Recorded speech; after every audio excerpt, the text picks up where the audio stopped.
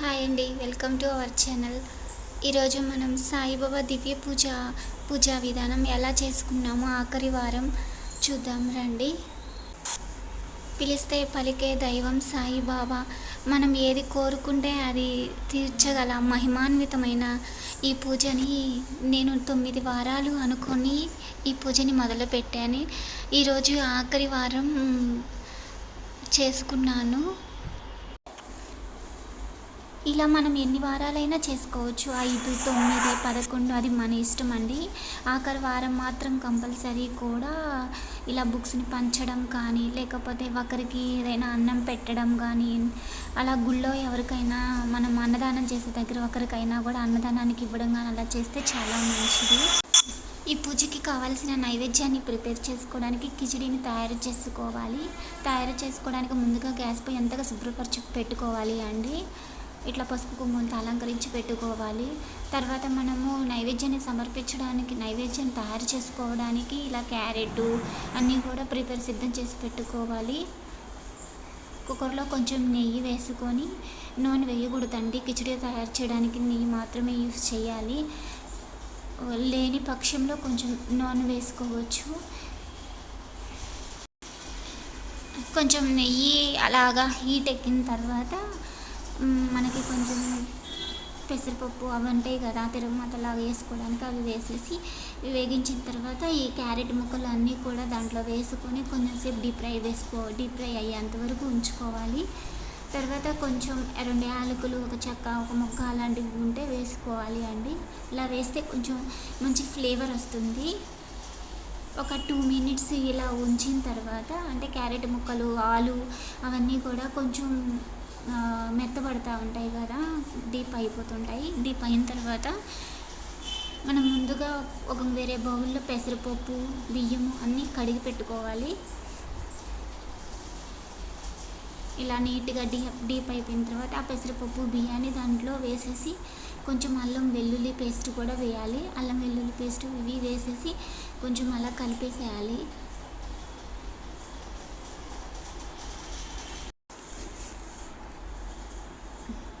ఇలా అంతా కలిపి ఆయిల్లో అంతా కూడా కలిసి అంతవరకు కలిపేసి మనం రైస్ పెట్టుకోవడానికి వాటర్ ఎలా చెక్ చేసుకుంటామో అలా వాటర్ పోసేసుకొని దీంట్లో తర్వాత 3 విజిల్స్ వచ్చేంత వరకు కూడా మనము క్లోజ్ చేసి పెట్టాలి. 3 విజిల్స్ వచ్చిన తర్వాత మనం ఆపేసుకోవచ్చు. మనకి కావలసినటువంటి కిచిడి తయారైపోతుంది.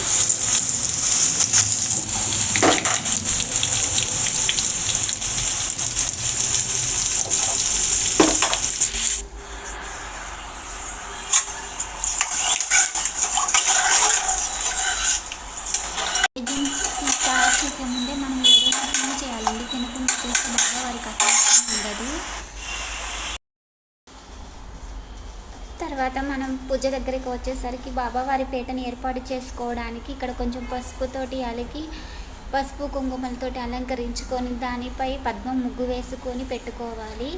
ఈ ముగ్గు పైన మనం పీటని ఏర్పాటు చేసుకోవాలి అండి. పీట పైన అయినా ముగ్గు వేసుకోవచ్చు, పీట కింద అయినా వేసుకోవచ్చు, అది మన ఇష్టము. ఎందుకంటే పీటపై క్లాత్ వేసుకుంటాం కదా, అలా కుదరకపోతే ఇలా కిందైనా ముగ్గు వేసుకొని పీటని ఏర్పాటు చేసుకోవచ్చు అండి. 2 పక్కల గీతలు గీయాలి కంపల్సరీగా. తర్వాత ఇట్లా పీటని పెట్టుకోవాలి. పటంపై పీటని పెట్టుకొని బాబావారి పటాన్ని శుభ్రపరచుకొని ఆ రోజు శుభ్రపరచుకోవాలి. పటాన్ని శుభ్రపరచుకొని బొట్టు పెట్టుకొని బొట్టులతోటి అలంకరించుకొని తర్వాత మనం పూలు అలాగా పూల దండ కనుక ఉంటే పూల దండని వేసుకోవచ్చు, లేకపోతే పూలైనా పెట్టుకోవచ్చు. నిత్య దీపారాధన చేసుకోవడానికి ఇరువైపులా కూడా దీపాలను పెట్టుకోవాలి బాబావారి ముందు.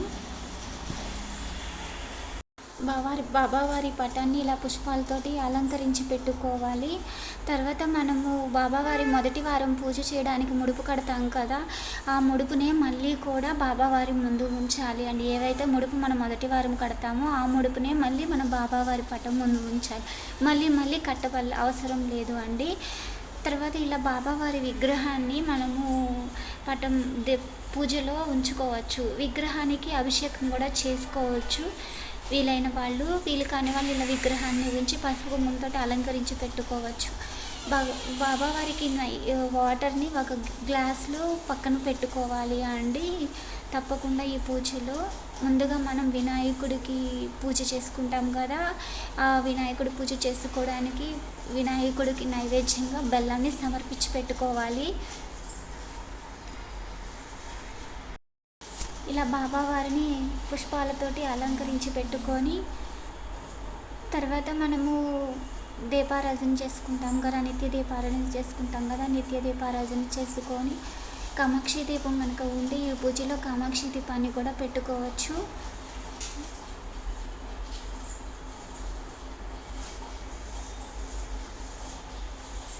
నిత్య దీపారాధన కామాక్షి దీపానికి కూడా దీపారాధన దీపాలు వెలిగించేసి ఇలా వినాయకుడికి అందరు వినాయకుడు పటంలో ఉన్న పెట్టుకోవచ్చు, విగ్రహం ఉన్న పెట్టుకోవచ్చు అనండి. లేదా పసుపు గౌరమ్మని పసుపు వినాయకుడిని కూడా చేసుకొని ఆ వినాయకుడికి పంచోపచార పూజ చేసుకోవచ్చు అండి. అది మన ఇష్టపూర్వకంగా మనం చేసే పూజ కాబట్టి మనం ఎలా వీలైతే అలా చేసుకోవచ్చు. ఇలా వినాయకుడి బెల్లాన్ని నైవేద్యంగా సమర్పించుకున్నాము. తర్వాత ఈ దీపాలను ఏకవతితోటి దీపారాధన చేసుకున్నాము. ఇలా కామాక్షి దీపాన్ని కూడా మనము పూజలో పెట్టుకోవచ్చు అండి.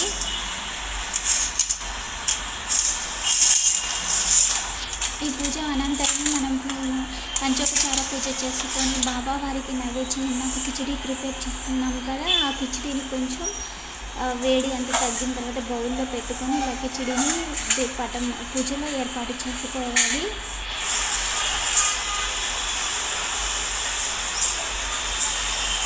ఈ పూజ మనము ముందుగా కొంచెము పూజ చేసుకున్న తర్వాత అష్టోత్తరం చేసుకోవడానికి ఇలా బాబావారి అష్టోత్తరం చేసుకోవడానికి పూల రేకుల్ని ఏర్పాటు చేసి పెట్టుకోవాలి. సాయిబాబా దివ్య పూజలో ఉంటాయండి సాయిబాబా అష్టోత్తరం 108 కూడా ఈ పూల రేకులను బాబావారి పటం ముందు కానీ విగ్రహం ముందు కానీ ఉంచుతూ 108 నామాలు కూడా శతనామావళి మొత్తం కూడా చదవాలి.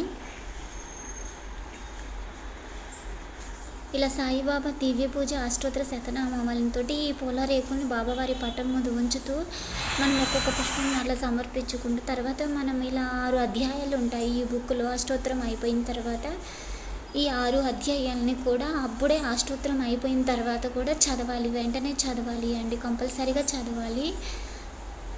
ఇది సెకండ్ అధ్యాయం మద్యపానం వదిలేను. 2వ అధ్యాయం. 3వ అధ్యాయంకి వచ్చేసరికి 2 సార్లు మొదటి గురువారం నాడే కోరిక తీరినది 3వ అధ్యాయం. 4వ అధ్యాయంకి వచ్చేసరికి సొంత ఇల్లు కొనగలిగాము 4వ అధ్యాయం. 5వ అధ్యాయంకి వచ్చేసి వివాహం నిశ్చయం అవుతుంది. ఈ 6 అధ్యాయాలు కూడా మనము అష్టోత్తరం అనంతరం ఈ అధ్యాయాలు 6 కూడా చదువుకోవాలి అండి. చదువుకున్న తర్వాత మనం బాబావారికి నైవేద్యాన్ని సమర్పించడానికి కిచిడీని తయారు చేసి పెట్టుకున్నాక కిచిడీని సమర్పించాలి అండి. తర్వాత మనము కర్పూరంతో హారతి ఇవ్వాలి బాబావారికి. హారతి ఇచ్చేసిన తర్వాత ఇంకా పూజని ముగిస్తున్నాము. ధూపం వేసుకోవచ్చు. తర్వాత